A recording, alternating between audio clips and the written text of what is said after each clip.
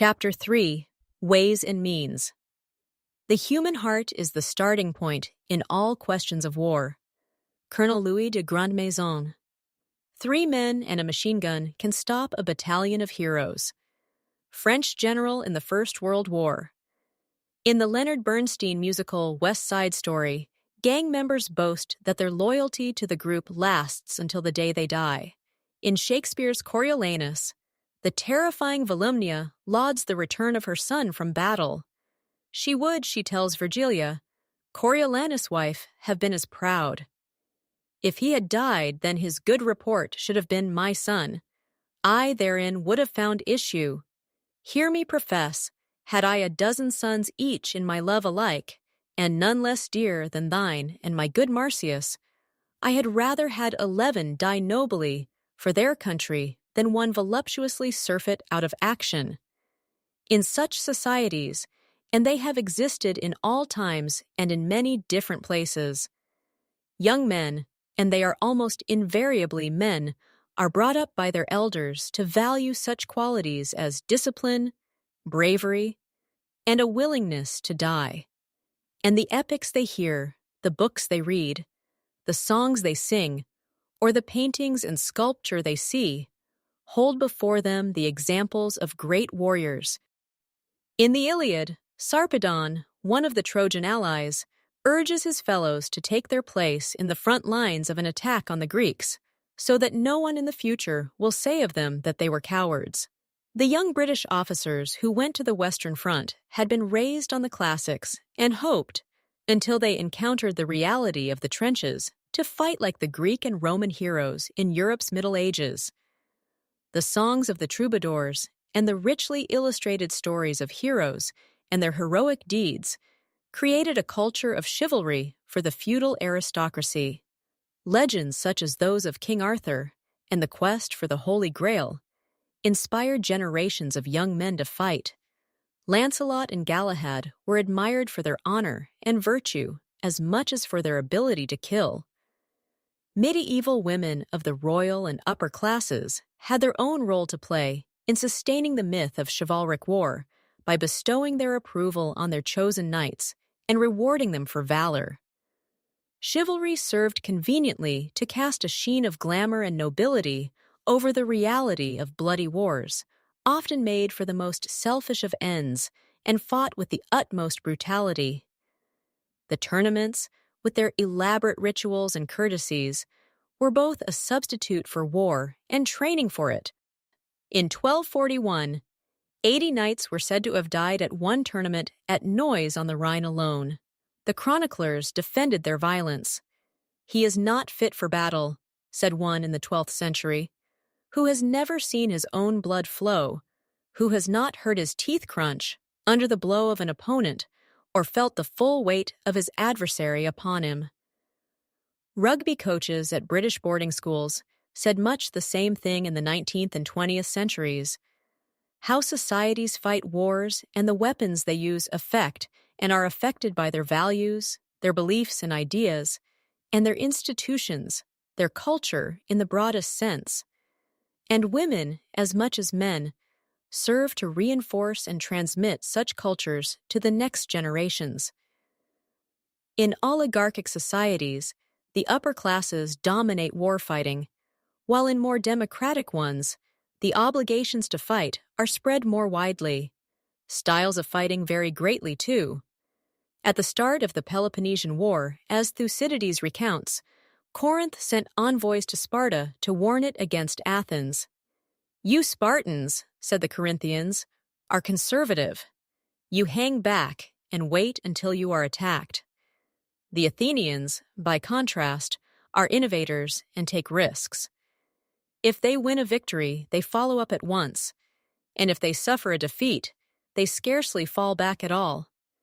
Yet all Greek phalanxes preferred to fight on the plains than in the mountains, and the fighting usually ended after one day when one side or the other had given way. The Aztecs had flower wars, regulated by rules and fought in a predetermined place. On a special day, warriors wore special costumes and used only certain weapons in their wars. In the 18th century, European generals set their forces out for battle in neat lines and tried to come up with proven formulas for victory, a reflection of the time's newfound faith in mathematics.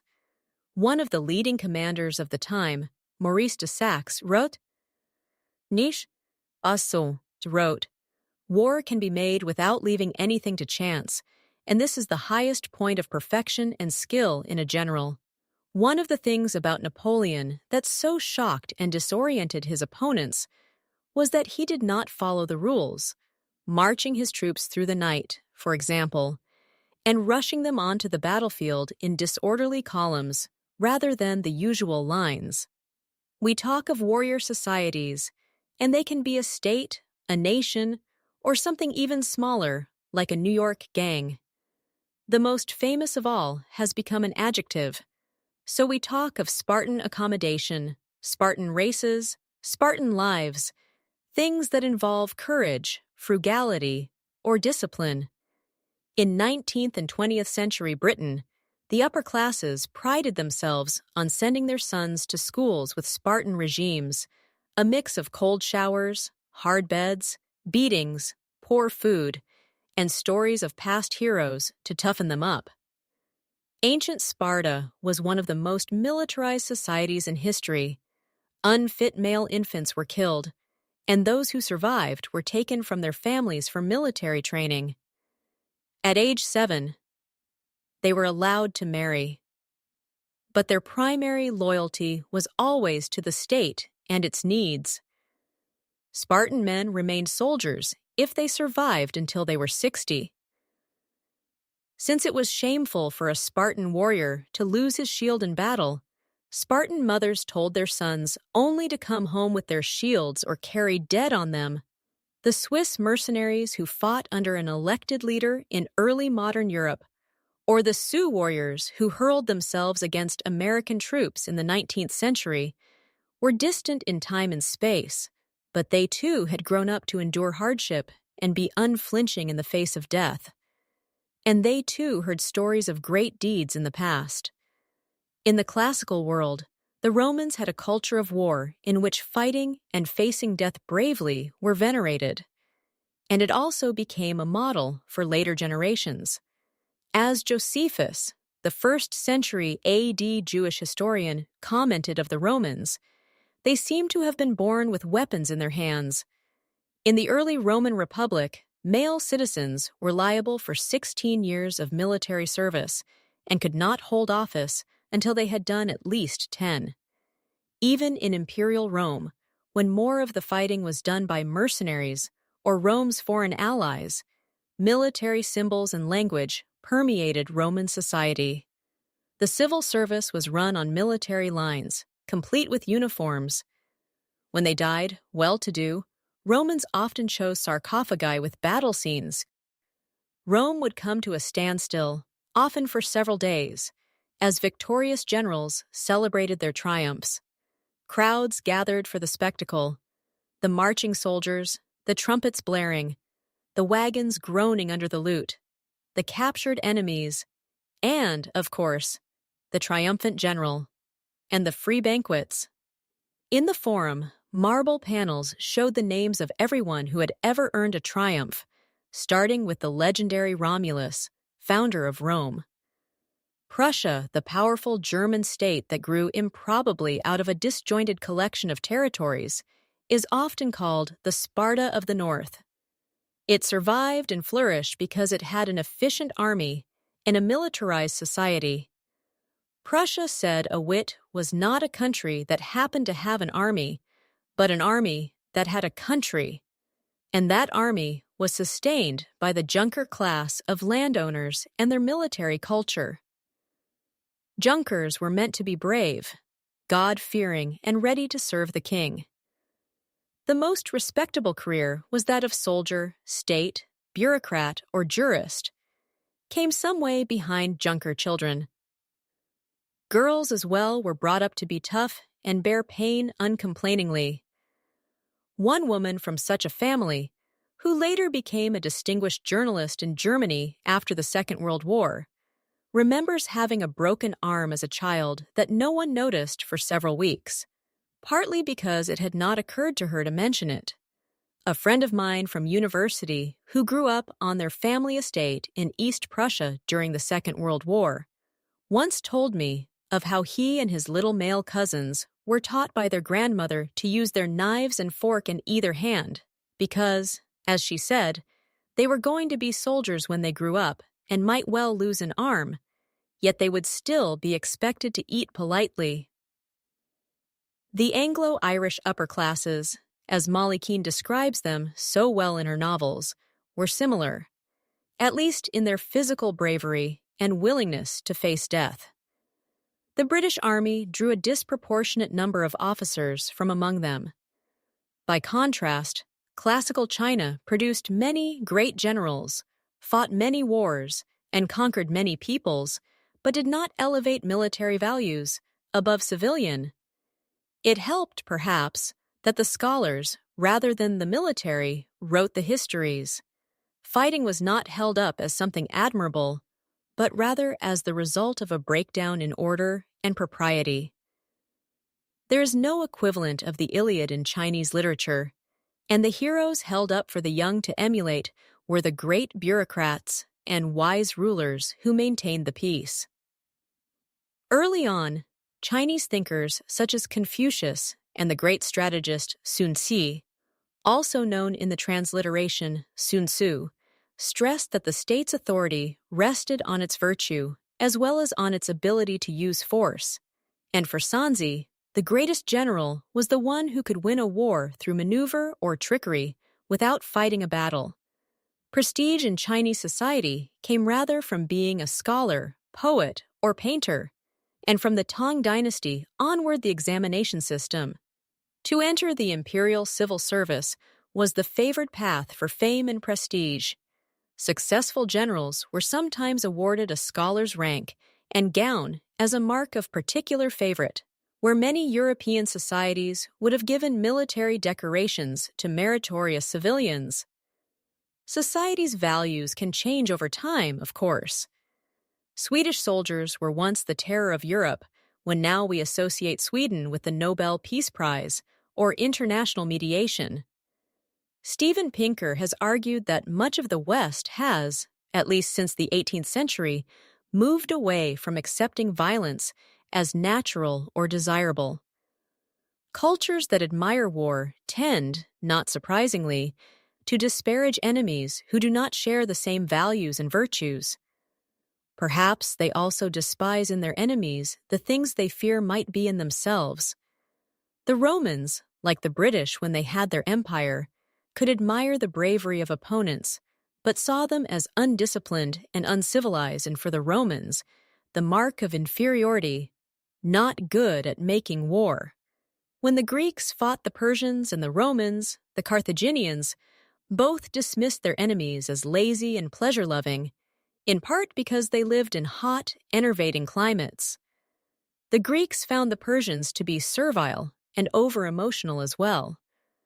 Africans, so the Romans believed, did not have much blood in their veins because of the heat, and so were cowards, afraid of getting wounded.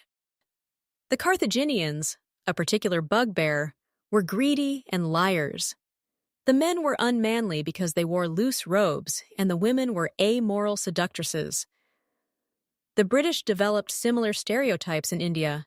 They saw the Bengalis, in a telling choice of words, as effeminate. By contrast, the British admired the martial races peoples such as the Gurkhas, Pathans, or Kurds, who lived in cooler climates and were said to have the right military qualities. As a result, by the time of the First World War, the descendants of the British who had settled in Australia, Canada, or New Zealand were held to be tougher and more brutal than their cousins in Britain, thanks to their geography. When the less civilized, and therefore the less adept at war, won victories, these had to be written off as mistakes. When a Maori force defeated a British one in the wars in New Zealand in the mid-19th century, the Times of London was quick with an explanation. Just as at chess, a bad and reckless player is sometimes more formidable than a master of the game. How groups of humans contemplate and plan for wars is also affected by their culture, including geography. Island nations, or those with long coasts, have understood and invested heavily in sea power. In the case of Britain, its navy, tellingly called the Senior Service, has absorbed more resources and had much greater prestige over the centuries than its army. While paintings, poems, films, and histories memorialize the great naval battles, Salamis, Lepanto, Trafalgar, Midway, when one navy destroyed another. The main strategic purpose of navies is to control the seas and the highways that crisscross them and prevent their enemies from doing so. Even today, land communications are vulnerable to disruption, either man-made or natural. How much more so in the past, before surfaced roads and railways. Ever since humans began to build floating craft, water has been the most reliable way of moving people and material. Navies exist to protect their nations, their coasts, people, and shipping, and to project their power abroad by landing troops on enemy coasts, acting as floating gun and aircraft platforms. In more recent times, to bring firepower to bear on land targets or destroying enemy capacity to wage war. Whether by sinking or seizing enemy and sometimes neutral shipping, or blockading ports so that needed resources, including soldiers, cannot move in or out, a powerful navy can make it difficult, even impossible, for its enemy to wage war on land or at sea. "We destroy the national life afloat," said the leading British naval theorist Julian Corbett, who taught generations of officers before the First World War, and therefore checked the vitality of that life ashore as far as one is dependent on the other. Athens' great advantage over Sparta in the 5th century BC was that it controlled virtually every port in the Aegean, and its fleet was strong and large enough to prevent enemy ships traversing the seas. The Spartans recognized this and turned to the Persians for support in building their navy. But it was only when the Athenians wasted many of their ships and men in their expedition to Sicily between 415 and 413 BC that the advantage at sea and in the war started to shift to the Spartans. Napoleon was supreme on the continent, but he never managed to defeat the British Navy. As a result, the British were able to send supplies and reinforcements to their allies and damage the French economy by sinking French shipping and blockading French ports. In the First World War, the British Navy successfully enforced a naval blockade on Germany, which included interdicting goods which the British deemed necessary for the German war effort, even if these were carried on neutral ships. While the impact of the blockade is still debated, senior German officers blamed it for their defeat. "We were in the end defeated by sea power," said Erich Raeder, who headed the German Navy from 1928 to 1943, "which deprived us of our food and raw materials and slowly throttled by the blockade." The United States is not an island, but for much of its history, it was protected on either side by two great oceans and had as neighbors the much weaker Canada and Mexico. As a result, detachment, even isolation from the rest of the world, and limited land forces made sense. German military planning in the 20th century, by contrast, was fixated on the possibility of a two-front war opened up by having a hostile France in the west and Russia, later the Soviet Union, in the east. Israel, too, for much of its short history, has lived with the fear of being surrounded by enemies. In the lead-up to the Second World War, Britain could invest heavily in long-range bombers to be launched against Germany's infrastructure and cities from the relative safety of its islands. But the Germans had to think of how to support their ground troops against their opponents. As a result, Germany favored short-range planes capable of bombing and strafing the enemy forces, rather than longer-range ones, something that stood it in good stead in the rapid blitzkrieg opening stages of the Second World War. The experience of previous wars can shape attitudes as well as planning. The horrors of the 30 Years' War of the 17th century may have influenced the Europeans in the 18th to wage war more sparingly and treat civilians more gently. Religion, which had produced such cruelties earlier, no longer had the same motivating power. In addition, the cost of training a soldier was now considerable, so generals were more careful about risking their men. After the First World War, the French decided that they could not afford another such bloodletting. France lost the highest proportion of men of military age of any belligerent except Serbia. And so France developed a defensive strategy expressed in the great engineering works of the Maginot Line. And in both France and Britain, a strong desire to avoid casualties fed into their appeasement of the dictators in the 1930s, with the examples of the Greek defeats of the Persians or the Battle of Cannae in the Punic Wars in mind. Much, but not all of Western strategy over the centuries has revolved around the search for the decisive military victory, which will oblige the enemy to surrender. Cannae, when Hannibal defeated the Romans, is a favorite example, but it is easy to misread its significance. Yes, Hannibal won the battle in a dazzling, encircling maneuver, but Carthage lost the war because, in the end, Rome outlasted it, and the price Carthage paid was heavy indeed.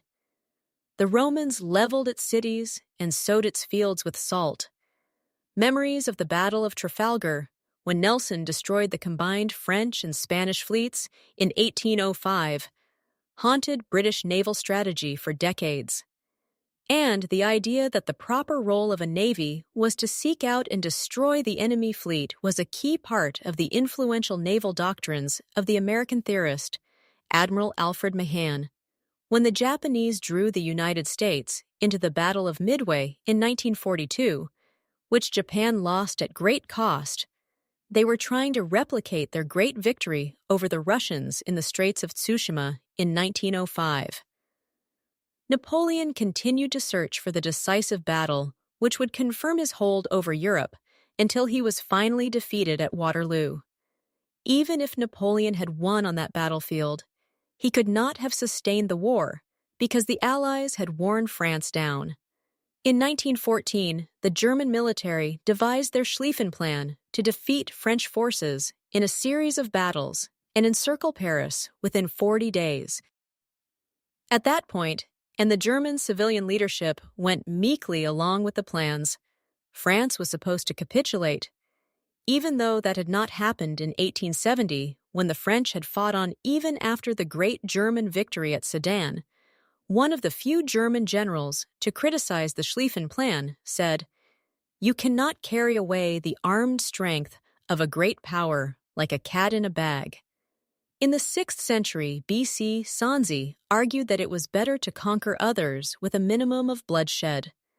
Preserving their army is best, destroying their army second best, and successive dynasties in China successfully kept the nomadic peoples along their northern borders at bay through a combination of walls and bribes, with armed force as a last resort. After their stunning defeat in the First Afghan War in the 19th century, the British found a similar approach worked well with Afghanistan. Moreover, war has often been won through attrition. Cutting enemy supplies, as the British have done repeatedly with their navy, harassing enemy forces while avoiding battle, as the Spanish irregular forces did when Napoleon invaded Spain, or denying invaders sustenance through a scorched earth policy, as the Russians did in the Napoleonic Wars and again in the 20th century. In the face of Germany's invasions in the First World War, military planners on both sides counted on decisive battles. What they got instead was a long slog as each side tried to grind down the other to the point of collapse. For all its fascination with decisive battles, the West also has a strong tradition and experience of defensive wars and of using natural obstacles. The Swiss mountains or the waterways in the Netherlands' walls, such as Hadrian's, or castles and fortresses to exhaust and defeat their enemies. The Roman general Fabius Maximus was sent to challenge Hannibal in the Second Punic War, but chose to avoid battle and rather wear the Carthaginian forces down through picking off isolated parties of their soldiers and attacking their supply lines. In the 18th century, the great commander Maurice Dussac was famous for avoiding battle as much as for fighting. For example, in 1741, he captured Prague at night before the garrison was aware of what was happening. One of Napoleon's greatest and cheapest victories came when he outmaneuvered and captured an entire Austrian army of some 50,000 to 60,000 soldiers at Ulm in 1805 with tiny French losses. His campaigns have been studied, as he studied those before him, in an attempt to find the formula for success in war. War is such an important business, its consequences potentially so momentous, that some of the greatest thinkers in different cultures have devoted themselves to trying to work out infallible prescriptions for success. The Romans studied the Greek wars, and Renaissance Europe rediscovered both the Greeks and the Romans, just as military colleges today still study the great battles of the past. The manual by the 5th century, Aid a Roman bureaucrat Vegetius, which drew on earlier work by great Roman generals such as Julius Caesar, and was full of advice about such things as leadership, drill, and tactics, is now largely forgotten, but it was the most widely read military treatise in the West until Clausewitz's On War displaced it in the 19th century. Machiavelli, who studied Vegetius with care and who himself wrote at length on war, approved of consulting past examples. The prince should read history, studying the actions of eminent men to see how they conducted themselves during war, and to discover the reasons for their victories or defeats, so that he can avoid the latter and imitate the former, ransacking the past in search of the key rules that determine success or failure in war, has produced useful advice and less useful lists. In the last part of the 19th century, French experts spent time and energy disagreeing over whether there were 24 or 41 rules. In the famous Chinese treatise The Art of War, Sun Tzu laid down precepts which succeeding generations studied carefully. Among them, the famous Know the enemy and know yourself, and you can fight 100 battles with no danger of defeat, and he will win who knows when to fight and when not to fight. He also had specific advice with lists of key factors, situations, or types of actions on the various phases of war. From making the plans to choosing the right terrain to fight, from the Qin Emperor to Mao Zedong, The Art of War has provided leaders throughout China and Asia with guidelines for how to win a war.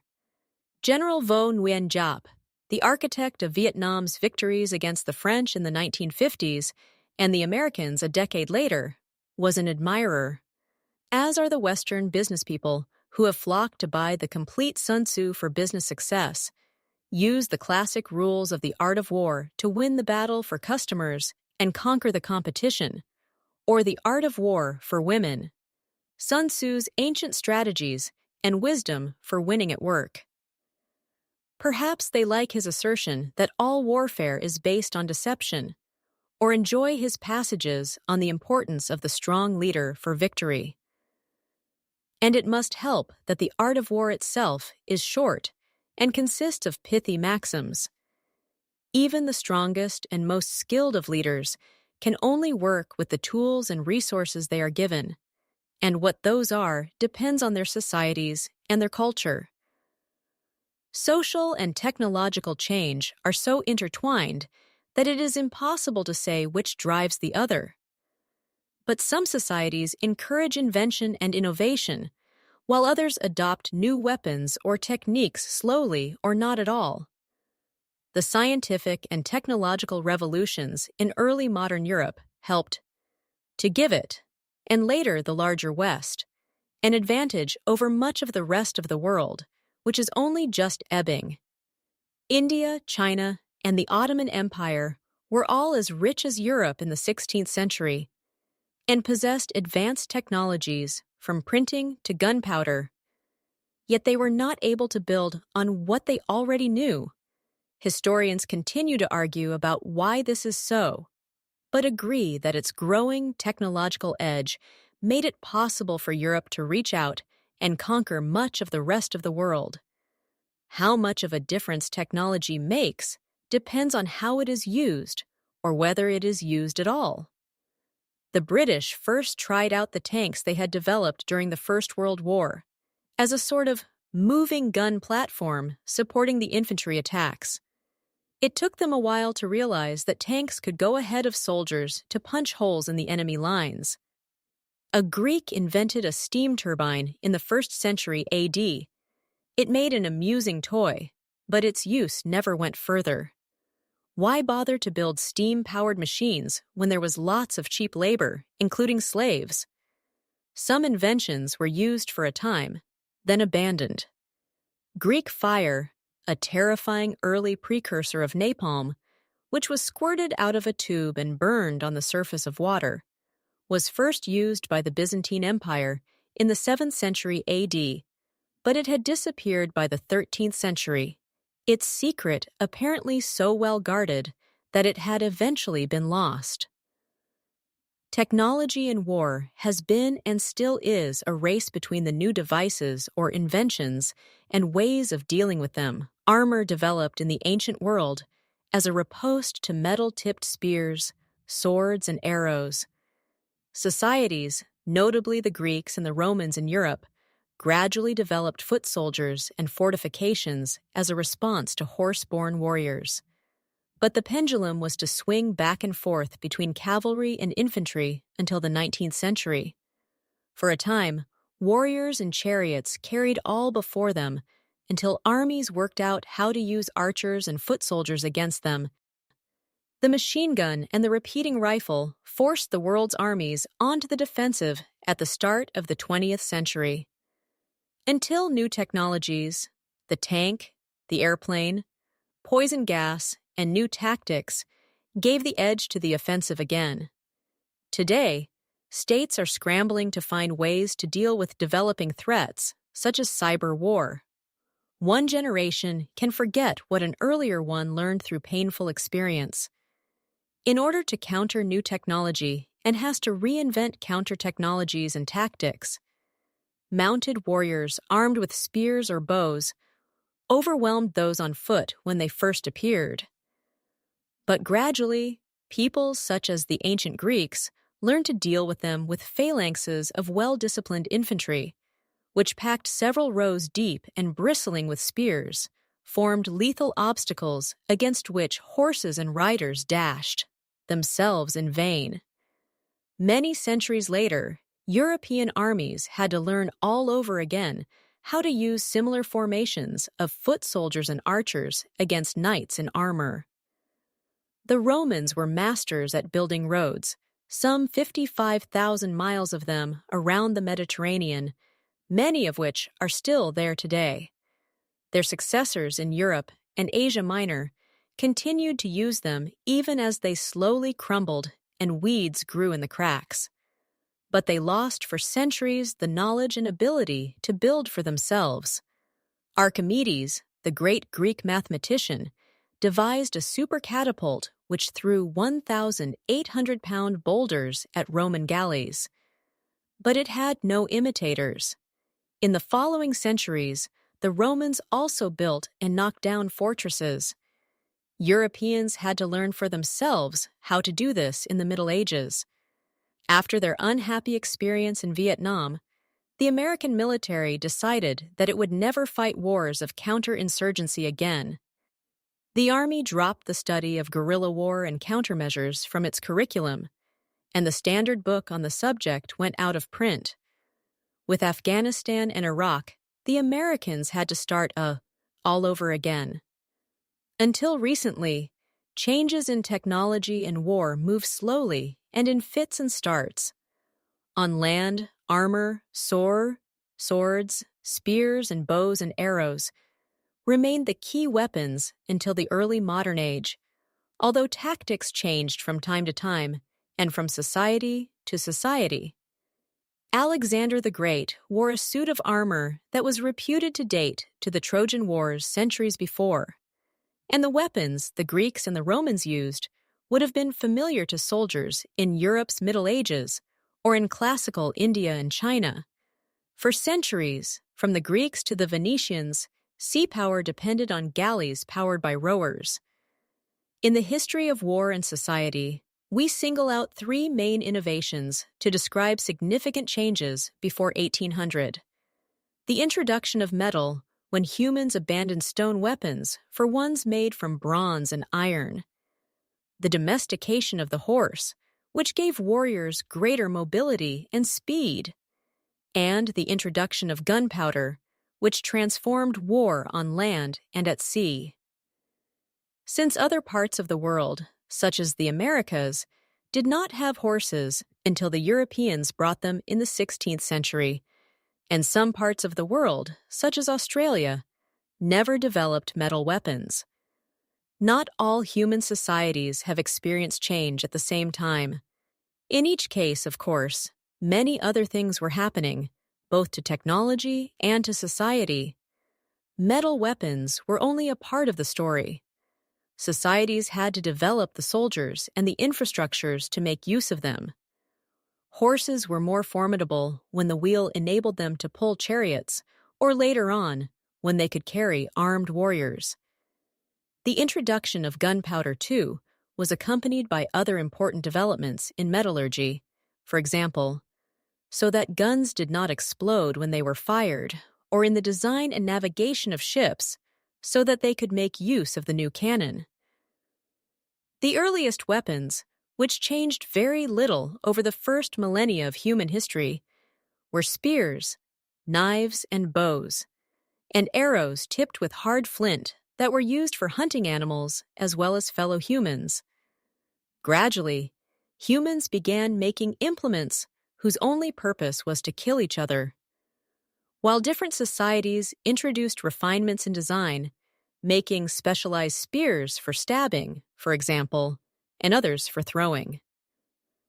The basic designs remained very much the same from era to era and place to place.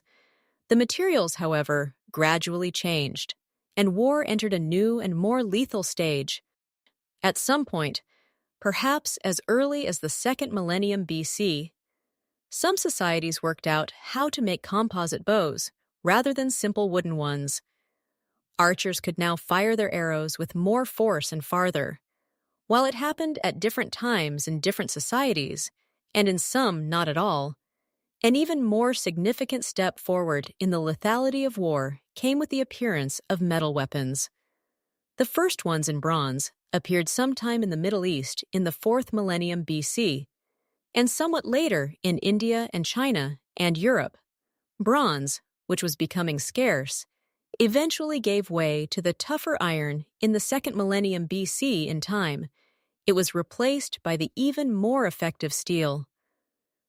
The horse was as important for war and human society as the introduction of metal, and has remained so up until nearly the present. The last cavalry charge may have been in Afghanistan in 2001. Horses made possible new means of communication and of moving goods and peoples about, and of making war, whether with war chariots or with mounted archers and swordsmen. And so the horse increased the reach and power of armies and governments. By the 2nd millennium BC, small, domesticated horses capable of pulling carts were spreading westward from Central Asia. The new technology of the horse-drawn chariot carrying its warriors armed with metal weapons and composite bow proved to give such an advantage to whoever had them that states were obliged to invest in them or go under, as many did. Assyria and Egypt were able to put thousands of chariots into the field horses, or rather, their effective use, made possible the emergence of strong states with professional warrior classes, which, in the hands of strong rulers, led to the further expansion of their empires. Quite suddenly, around 1200 BC, chariots lost their edge as tools of war, perhaps, as some historians speculate, because foot soldiers now had new, more formidable iron weapons, or possibly because mounted fighters from the steppes to the north and east could outmaneuver the chariots over the next centuries to the fall of Rome. In the West, war in society, at least in Eurasia, was marked by the dominance of foot soldiers with cavalry in a supporting role. The Greeks and the Romans won their great victories using foot soldiers. But when Rome began to fall apart in the 4th century AD, its disciplined legions slowly vanished, and the man on horseback, whether raiders from outside, such as the Huns or local strongmen, grew in power. A small but crucial innovation, the stirrup attached to the saddle, which allowed riders to rest their legs, greatly enhanced the power of the mounted warrior. Try sitting bareback on a horse without stirrups, as the early warriors did, or on a high stool without rungs, and you will know how tired your legs get. And there is a limit to how much weight, including armor, you can carry. The development of the stirrup made it possible, first in India and China, and then in Europe by the 8th century AD, to have the mounted knights in their elaborate suits of armor, so familiar to us from paintings, novels, and films. Yet they too were to pass from the scene as infantry regained its power. Culture, technology, and war are so interdependent that it is hard to say which drives which. War pushes ahead the development of technology, but it also adapts what is already there. The ancient world used levers for their wine and olive presses. The Romans adapted those to hurl stones against enemy soldiers, ships, and fortifications. In the Middle Ages, craftsmen learned how to make high-quality metal for casting church bells, and that then helped in the making of better guns. In the 19th century, the Swedish chemist and businessman Alfred Nobel invented dynamite for use in mining. It was rapidly adapted to produce a whole range of increasingly effective guns. Farmers in America used barbed wire to pen in their cattle. Strung out in front of the trenches in the First World War, it contributed greatly to the power of the defense. The tank incorporated the caterpillar treads which had been developed for tractors. Albert Einstein and his fellow physicists had worked out the theory of how to split the atomic, proving on paper that doing so would release a huge surge of energy. But no way of finally testing that hypothesis existed until the Second World War. In their search for victory in the monumental struggle against their enemies, the British, and in particular the Americans, found the resources to refine the necessary uranium and to build and test the first successful bomb. The Manhattan Project, it is estimated, cost over $20 billion in today's dollars, not far short of what the United States spent on all its small arms over the duration of the war. How technology is used depends in part on the values and organization of society, which themselves change over time. Our distant hunter-forager ancestors, as far as we can tell from the scanty historical record, and by using evidence from direct observations of similar societies, lived and fought as equals without much organization. The stronger and more elaborate social and political organization, which came with agriculture, brought a more disciplined form of war with specialized equipment, training, a hierarchy of leaders and fortifications. By the 8th millennium BC, the first known defensive walls had been built at Jericho. By the 3rd millennium, BC soldiers in early civilizations, such as Sumer and Ur, were fighting with bronze-tipped weapons and in highly organized formations.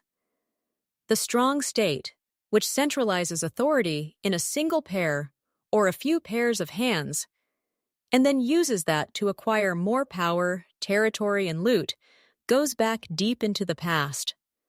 At its height in the 7th century BC, the Assyrian Empire stretched from present-day Sudan into Turkey and from the Mediterranean to Iran. Its rulers claimed their power came from the gods because of their success in war. Byron was not being fanciful when he wrote, "The Assyrian came down like the wolf on the fold." The Assyrian stayed organized and was organized around fighting. Its standing armies had specialized units, from infantry to archers to cavalry. They could move quickly thanks to a network of roads, and were sustained by a series of depots established throughout the empire that took another army of bureaucrats to make sure that the state armories produced the necessary equipment. The depots were stocked, and the men and their animals were fed. The Romans are remembered for their roads and ports, but those underpinned the superb logistics which got their troops with their equipment to where they needed to be. At the siege of Masada in AD 73, the Romans kept some 15,000 men in a waterless desert for weeks. In such hierarchical societies, war was and still is the responsibility and prerogative of the upper classes or a single ruler such as Louis XIV or Augustus Caesar. In Shakespeare's Henry V, the common soldiers talking before the Battle of Agincourt know that the war is the king's business. For we know enough, says one. If we know we are the king's subjects, if his cause be wrong, our obedience to the king wipes the crime of it out of us. There is another equally ancient model, however, for societies to decide on war. In the Greek city-states, the citizens voted on whether or not to go to war. And in the Roman Republic, the Senate made the decision. It was not what we would understand as a democratic decision, but it did involve at least some citizen participation. Conversely, citizens were meant to come to the defense of their state. In classical Greece, from the 6th century BC onward, well-to-do farmers or artisans belonging to one of the highly organized city-states were, as men of means, obliged to fight in its defense, and indeed they expected to. Thessaly, which lagged behind the rest of Greece in political development, was the exception. There, politics was dominated by a feudal aristocracy which preferred to fight on horseback rather than foot. The typical city-state in the rest of Greece, the police, was a community, at least for free men, which inspired passionate loyalty. For at least 3 centuries, Greek warfare mainly involved 2 bodies of men in bronze armor, armed with spears and swords, marching toward each other in a tight formation, the phalanx. The Greeks could not have achieved that level of coordination without much practice and training, something the Persians dismissed contemptuously as dancing and gymnastics, but equally important, without the discipline and social bonds that bound the men together. The soldiers, the hoplites, fought for their neighbors as much as for themselves. In the line, each man's shield, carried on his left arm, protected his neighbor. Men wear their helmets and breastplates for their own needs, went the saying, but they carry their shields for the men of the line. When opposing Greek forces finally clashed, they entangled themselves in a struggling mass. The side that broke usually took heavier casualties as those fleeing were cut down. Mardonius, the Persian general who led massive invasions of Greece in the 5th century BC, is said to have complained to his king, Xerxes, that the Greeks fought each other in the foolish way, through sheer perversity and doltishness. The Persians were to learn in the most costly manner just what that Greek way of war could do to an enemy.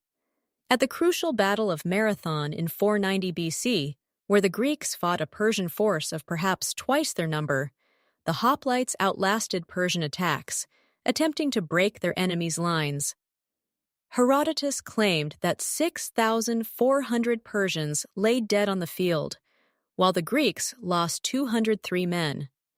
Centuries later, knights on horseback were to learn a similar lesson in fighting from the massed infantry of Swiss soldiers, who, like the Greek hoplites before them, fought with and for each other as equals. We now think of the Swiss Guards, who stand on duty at the Vatican in their multicolored Renaissance uniforms, as a charming detail. and Switzerland as peaceful and bucolic, home to good chocolate, discreet bangs, and as the character Harry Lime in The Third Man unkindly says, the cuckoo clock.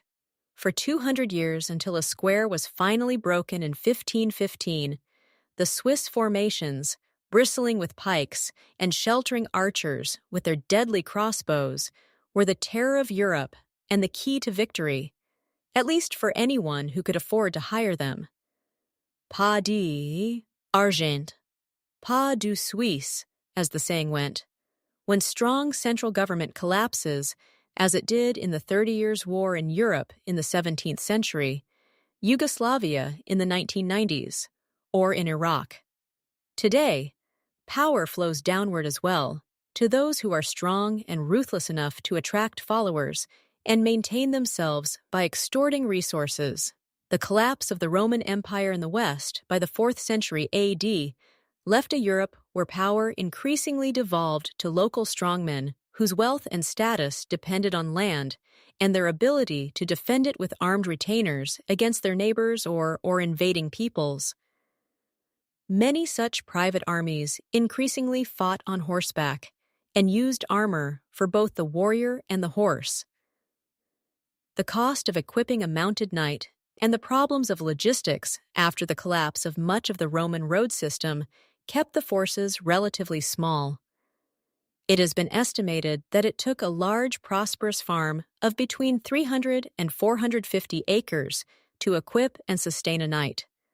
Over time, the armor for both man and horse became more elaborate and heavier, to the point that they rendered both less mobile and so more vulnerable to the new weapons and tactics of the infantry. And like turtles flipped onto their backs, the riders struggled to move if they were thrown to the ground. Some historians have compared medieval knights to the massive battleships of the last century, or the aircraft carriers of today. They absorb a lot of resources, yet can be destroyed by much cheaper technology. To keep the loyalty of their forces and to defray the costs, European rulers, whether modest nobles or kings, rewarded them with land, which provided a strong incentive for continued fighting. Charles the Great, Charlemagne, managed to found a large kingdom and dynasty in the 7th century AD through a string of victories. He attempted to systematize military service and centralize power in the crown. His richest lords were expected to come with their arms and their retinues when called in return for their land. And at the other end of the scale, small landowners were allowed to club together to provide the resources to send one of them to fight. His empire barely survived one generation and broke into pieces, while military and political power continued to lie with the landed aristocracy. In time, another turn toward the power of foot soldiers was to doom them as a class. The emergence of strong city-states dominated by merchants from the 12th century onward, and the growth of centralized royal power, both developments that depended in part on military strength, challenged the knights politically. Equally important, more disciplined infantry appeared, such as the Swiss mercenaries, to challenge them militarily. The Swiss, said the Emperor Charles V, were ill-conditioned, rough, and bad peasant folk in whom there is found no virtue, no noble blood, and no moderation. They were also deadly for 2 centuries. If you want to see what their weapons looked like, go to the Tower of London. And while you admire the yeomen of the Guard in their wonderful scarlet and gold uniforms, take a closer look at their elegant long halberds, which seem to be a curious mix of spear, axe, and hook. Wielded in battle, the halberd's point rammed into knights and their horses. The axe could smash heads in, and the hooks dragged riders from their horses to make finishing them off on the ground easier. Even before gunpowder and guns appeared in Europe, new and improved weapons and tactics were starting to nullify the advantages of armor on both men and horses. Many earlier cultures, China and India, ancient Greece, and possibly Rome, had developed crossbows which could be drawn ahead of time and were easy to aim and fire. Their disadvantage was that they took time to reload, leaving the side that fired first vulnerable. Europeans had rediscovered crossbows by the 12th century and kept improving them for the next 200 years. The Italians, who also hired themselves out as mercenaries, became famous for their accuracy. Although time was running out for horse-borne warriors, they remained formidable in the right circumstances. In the 13th century, Genghis Khan welded quarreling Mongol tribes together into a highly centralized state, which proved for a time to be an unstoppable military force, sweeping away regimes in China and Persia. Mongol warriors were highly mobile, and when they were challenged by forces from more settled empires, withdrew into the vast spaces of Central Asia. One of the secrets of their success may have been another simple piece of technology. Like the stirrup, Mongol warriors wore silk undershirts, so that if they were hit by an arrow, the silk wrapped around its head. It was not only easier to get the arrow out, the risk of infection. Until the modern age, a greater killer of soldiers than death in battle was much less. Under Genghis' successors, his warriors stormed westward through Central Asia and Russia to the shores of the Black Sea, carrying all before them and leaving a trail of death and ruin. No force could stand against them, and by 1241, they were probing into Hungary, Poland, and present-day Romania and Austria. It looked as though much of what was a weak and divided Europe would become part of their empire. And think what a different history it would have had when the Mongols suddenly stopped and withdrew in 1242.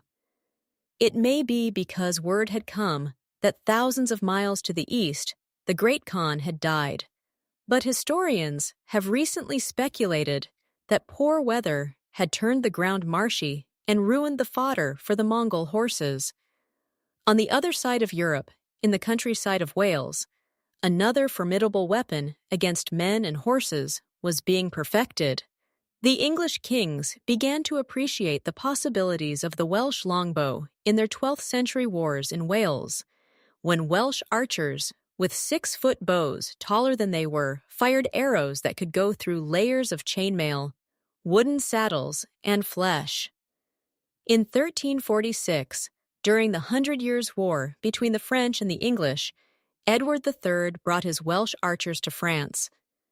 At Crécy, a much weaker English force turned to fight the pursuing French. The French had 3 times as many mounted soldiers, considered the finest cavalry in Europe. 6,000 Genoese crossbowmen and 20,000 foot soldiers against 5,000. The English, however, had 11,000 archers armed with longbows. The Genoese fired first, but did not inflict much damage on the English army. As the Genoese scrambled to reload, French knights, impatient for glory, started to trample them from behind, while the English archers launched a devastating fire. As one witness said, every arrow told on horse or man, piercing head or arm or leg among the riders and sending the horses mad. The French knights charged again and again, while the Welsh archers steadily reloaded and fired. By nightfall, the ground was covered with dead and dying horses and men. The French lost over 1,500 knights and 10,000 who were not of gentle blood. The English losses were 2 knights, 40 others, and some few dozen Welsh. The unchallenged dominance of knights on the battlefield started to die there too. Further nails in their coffin were already appearing with the early infantry guns and the siege cannon, which could blast holes in the tall, slender walls of feudal fortresses. As powerful rulers built up their own armies armed with the new weapons, the private armies and domains of the knights disappeared, to be succeeded by the central absolutist state. Once governments had a monopoly on force and workable institutions, they could extract more resources from society, whether men or the means to arm and keep them. And in an early arms race, the growth of your neighbor's armed forces meant that you had to keep up or risk being conquered. Armies were going to increase dramatically in size 10 times between 1500 and 1700 alone. That was a reflection of, and also a spur to, an increase in the powers of government and its control over society. The 3 centuries after Crécy saw in Europe a transformation in both war and society, and in the relationship between them so great that some historians talk of a military revolution. Gunpowder, originally developed in China by alchemists looking for the secret of eternal life, was central to this, much as metal or the horse had been to earlier changes in war. The advances in European science helped to improve the efficacy and reliability of gunpowder and the guns that used it. The medieval forts fell like so many sandcastles before the new cannon, until eventually Europeans learned to build forts with thick, low walls and crisscrossing fields of fire to hold off attacking forces. Improvements in metallurgy and design brought better and lighter guns. The cumbersome arquebus gave way to the lighter musket. Initially, muskets were nearly as dangerous for the soldier and anyone near him as they were for the enemy, because the piece of smoldering cord he carried to light the small gunpowder charge often blew up his whole supply. The early musket was also highly unreliable and could only get off 1 shot per minute, as soldiers painstakingly loaded and fired someone, it is not recorded who, got the clever idea of adapting fire-lighting flints, which caused sparks when they were struck against steel, to muskets. By the second half of the 17th century, most European armies were going over to the new improved musket. In another one of those simple discoveries that can make a huge difference, a Swedish ironmaster in the 17th century found that he could halve the length of a cannon's barrel without making it less effective. So smaller, lighter cannon mounted on horse-drawn carriages brought artillery to the battlefields. There was much more to the changes in European war than that. It took decades for soldiers and their officers to accept and learn how to use the new technology and their governments to want to pay for it. And without changes in attitudes and organization, the gunpowder revolution in warfare might not have occurred or been so far-reaching in its consequences. At first, armies rejected the new lighter cannon, partly because the early versions had an unfortunate propensity to explode, but also because they were not useful for siege warfare, which until the later part of the 18th century was seen as the proper target for artillery. Using muskets brought the challenge of creating soldiers who could stand their ground while the enemy came into range, firing too soon before you could see the whites of their eyes. As the saying had it, meant that the shot, which at best could hit a target about 50 yards away, did little harm as the side that had fired prematurely scrambled to reload. It took nearly 50 separate motions to load and fire. The men who had to stand up in the process became an easy target for shots or cavalry attack from the other side. The Dutch, who produced so much in their golden age of the 17th century, from Rembrandt to microscopes, also were innovators in war. Maurice of Nassau, who became their head of state in 1585, freed the northern Dutch provinces from Spanish rule, in part because he built such an effective fighting force. He organized his forces on the battlefield in ranks up to 10 of them and pioneered an elaborate form of battlefield movement, whereas the first rank fired, it wheeled to the back, allowing the next ones to fire and wheel in sequence. The rate of fire was much greater if, and it was a major if, the troops could stand firm when ordered and move in unison on command without discipline, often savage discipline, and repeated drills, so that movement and following orders became second nature. Even in battle, soldiers could not have used the new weapons effectively. The old-style armies, where the ruler hired mercenaries or got their local magnates to raise forces, which then tended to disperse at the end of a campaign, were not the right sort of material for the new training and tactics. It was a strong incentive for governments to have their own armies, and of course, in time, that increased their power. Louis XIV was passionate about drill, which he saw as the key to winning battles, and he took a personal interest in military training and maneuvers. In his spare time, he often occupied himself by drilling soldiers. "I continue to drill carefully," he said, "the troops which are close to my person, in order that, by my example, the other individual military chiefs will learn to take the same care with those that are under their command." It took one expert at the time, estimated 5 or 6 years, to make a good regiment of trained infantry. The great Swedish military leader Gustavus Adolphus, who, built on Maurice's work, introduced what came to be known as Swedish discipline, compulsory prayers, executions for serious offenses such as plundering or decimation for regiments that ran away in battle. Thanks to the introduction of printing, illustrated drill manuals spread the new practices across Europe. And in yet another example of how war affects the civilian world, movements in dancing also spread through illustrated manuals, became both more economical and more stylized. Military historians have argued that it was the tight and effective organization of the European armies, as much as their weapons, that made them so deadly.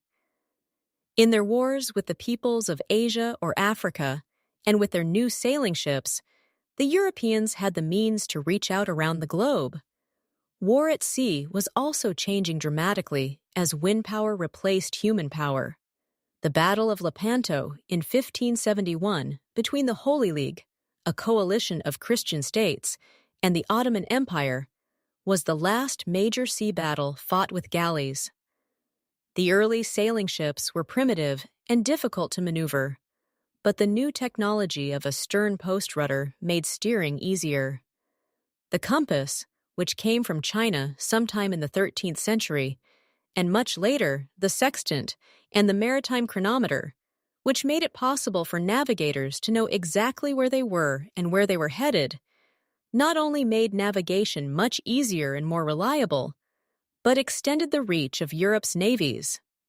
Finally, an adaptation from trading vessels, the watertight port, which could be closed for sailing and opened for such purposes as loading cargo, made it possible to put cannon lower in the vessel.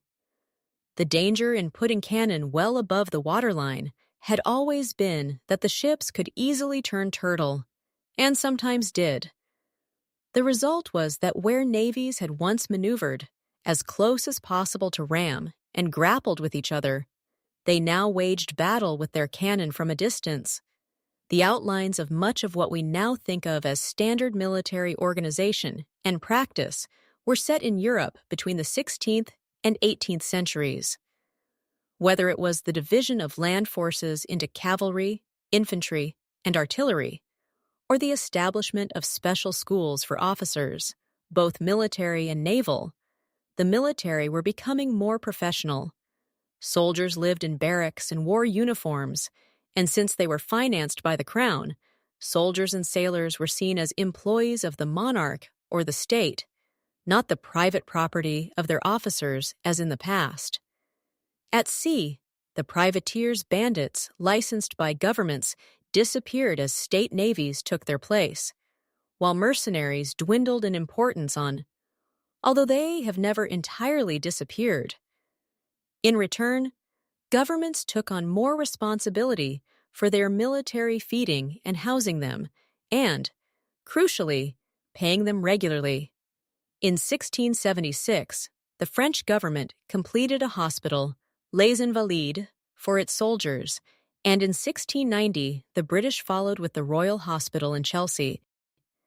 The 18th century saw its share of wars in Europe, but these were markedly less violent and unrestrained than the wars of the previous century, where the toxic admixture of religion and social revolution had produced slaughter on the battlefields and atrocities against innocent civilians.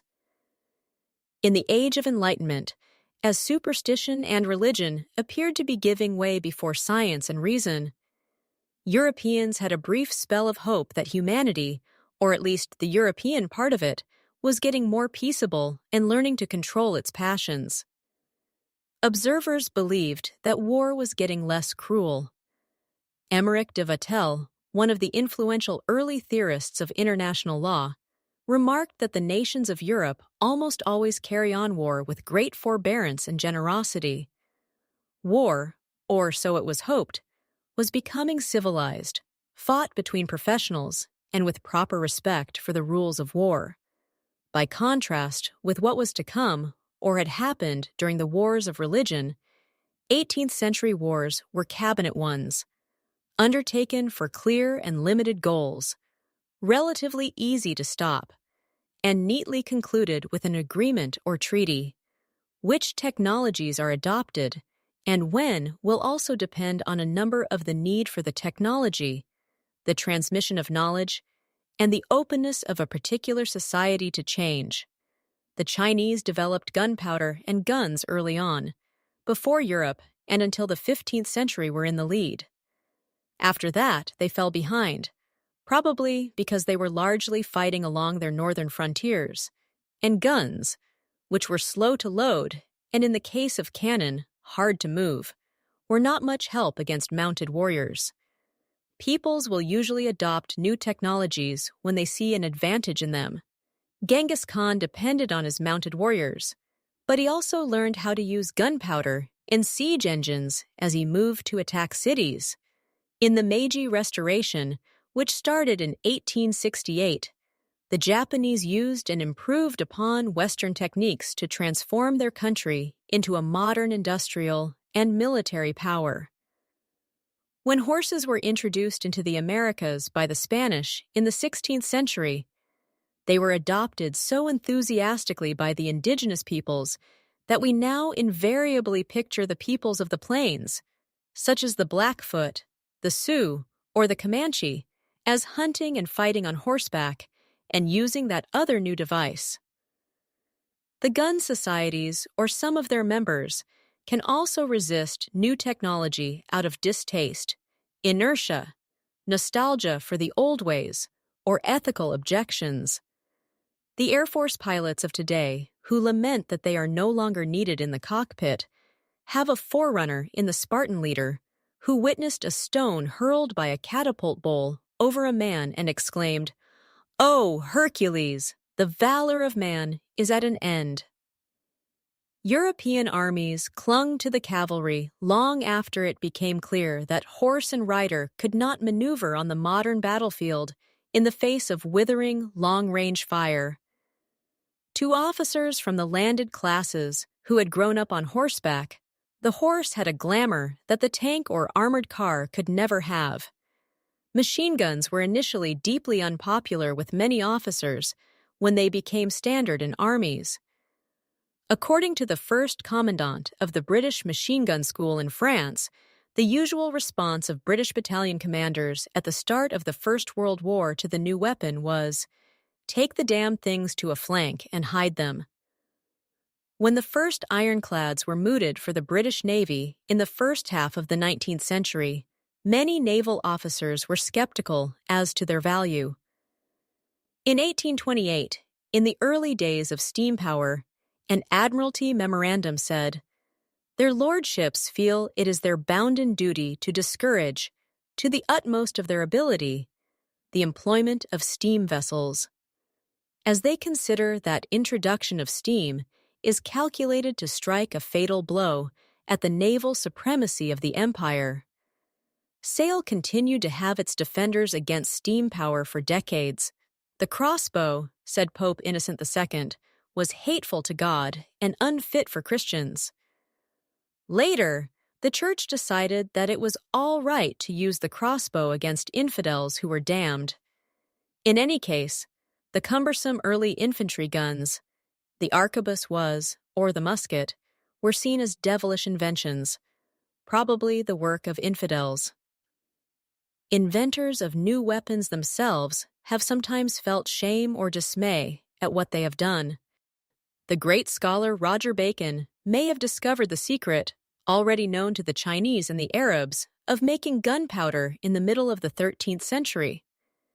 But if so, he took it to the grave with him.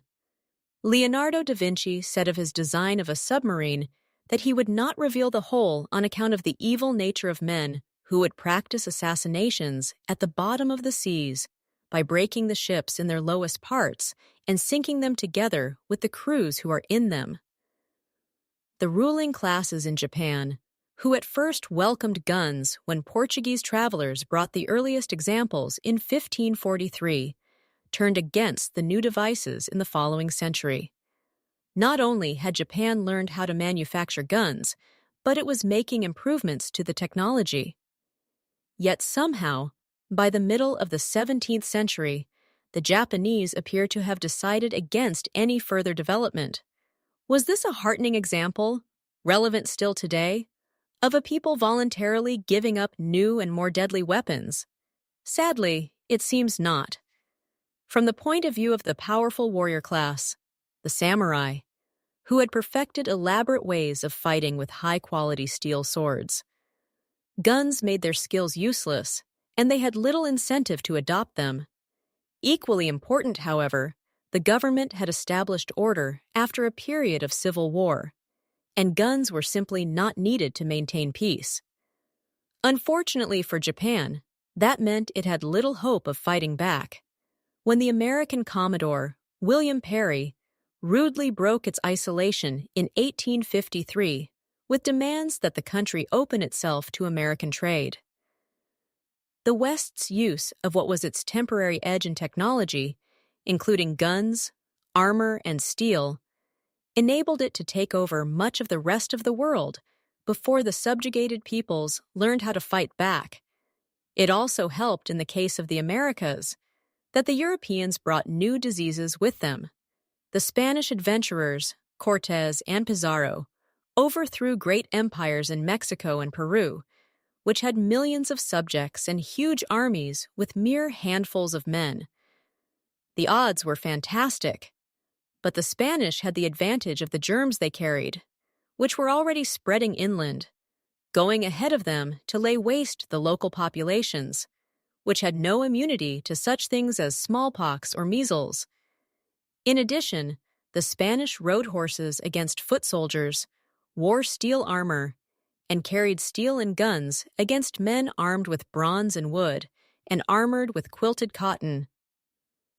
In his book, Guns, Germs, and Steel, Jared Diamond has woven together eyewitness accounts of what happened to the Inca when Pizarro, known as the Governor, and his 168 Spaniards surprised the emperor and his thousands of supporters. The governor then gave the signal to Candia, who began to fire off the guns. At the same time, the trumpets were sounded, and the armored Spanish troops, both cavalry and infantry, sallied forth out of their hiding places straight into the mass of unarmed Indians crowding the square, giving the Spanish battle cry, "Santiago!" We had placed rattles on the horses to terrify the Indians. The booming of the guns, the blowing of the trumpets, and the rattles on the horses threw the Indians into panicked confusion. The Spaniards fell upon them and began to cut them to pieces.